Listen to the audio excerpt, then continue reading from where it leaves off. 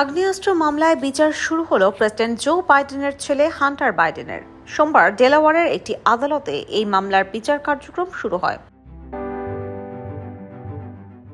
যুক্তরাষ্ট্রের ইতিহাসে এই প্রথম কোনো বর্তমান প্রেসিডেন্টের সন্তানের বিরুদ্ধে বিচার কার্যক্রম শুরু হলো। এই বিচারকে হাতিয়ার হিসেবে ব্যবহার করতে পারে রিপাবলিকানরা, কেননা গত সপ্তাহে সাবেক প্রেসিডেন্ট ডোনাল্ড ট্রাম্প ফৌজদারি মামলায় দোষী সাব্যস্ত হয়েছেন, আর রিপাবলিকানরা চাইবে এই বিষয়টি থেকে সবার মনোযোগ সরাতে। ডেলাওয়ারের সরকারি কৌশলীদের অভিযোগ, 2018 সালে একটি হ্যান্ডগান কিনেছিলেন হান্টার বাইডেন। সেই অস্ত্র কেনার সময় নিজের মাদকাসক্তি নিয়ে মিথ্যা তথ্য দিয়েছিলেন তিনি। হান্টারের বিরুদ্ধে যেই অভিযোগ আনা হয়েছে তাতে তার কারাদণ্ডও হতে পারে, তবে এমনটা হবে না বলেই ধারণা আইনজ্ঞদের।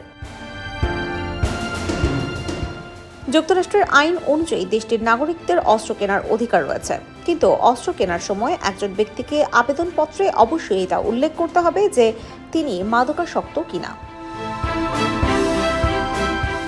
2018 সালে কোকেন আসক্তির কথা স্বীকার করেন হান্টার। তিনি বলেছিলেন কোকেন আসক্তির কারণে তাকে ভুগতে হয়েছে, কিন্তু হান্টারের আইনজীবীদের দাবি হান্টার বাইডেন অস্ত্র কেনার সময় কোনো আইন লঙ্ঘন করেননি।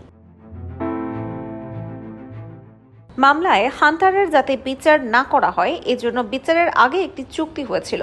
গত বছর সেই চুক্তি ভেস্তে যায়, তবে ধারণা করা হচ্ছে বিচার শুরু হওয়ায় চুক্তির কিছু শর্ত কার্যকর হতে পারে। কিন্তু একটা বিষয় নিশ্চিতভাবে আজ করা যাচ্ছে যে হান্টারের বিচারের মুখোমুখি হওয়ার এই ঘটনাকে জো বাইডেনের বিরুদ্ধে প্রচার চালানোর ক্ষেত্রে অস্ত্র হিসেবে ব্যবহার করবে বিরোধী রিপাবলিকান শিবির। IBTV USA, new York.